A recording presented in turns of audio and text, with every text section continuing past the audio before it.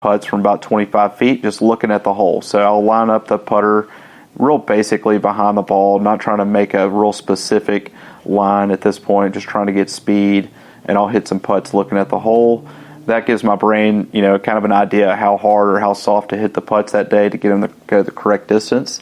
After I've gotten pretty confident with that and moved around to a few different holes and distances, then I'm going to go into the routine I use to play, which for me is going to be read the putt from both sides of the hole. After I've got the read on it, I'm going to use the line on the ball to line up my putt, and then I'm going to make a few practice strokes looking at the hole for distance, line up the line on my putter to the line of my ball, look at the hole one more time, and as soon as I look back at the ball, hit it. So I want to keep that routine on every putt I typically do when I play so that I'm consistent and don't get any other thoughts in my head.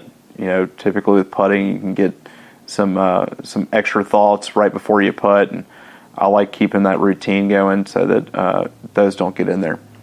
Overall, for the practice day and for the play day, you being specific on how you practice is going to typically keep you from changing up a lot of stuff when you play.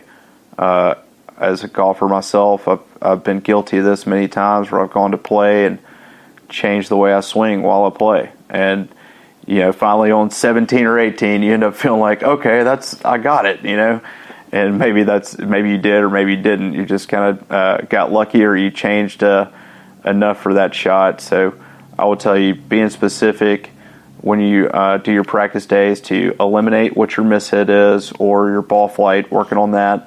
And then when you're actually doing a play day, trying to work on shots you're going to hit on the golf course with clubs that you're going to hit on the golf course, and just doing those. Don't try to go out there and learn some new skill on a play day or change everything up, because when you play, you're not going to be real confident with that, and you're probably going to change it and just keep changing all day and not have a good day with it.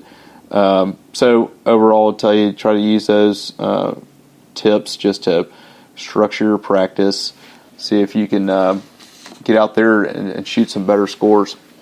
Want to thank everybody for joining me today. You can find this podcast on Spreaker, iTunes, YouTube. If you want to become a patron of the podcast, you can go to patreon.com, patreon.com, and sign up. There will be some exclusive content in the future for patrons. And then also please like and subscribe to the podcast. And y'all go out there and shoot some good scores, and contact me. Let me know if you need any help with your game, or if you have any ideas that you'd like to hear on the podcast, or any guests.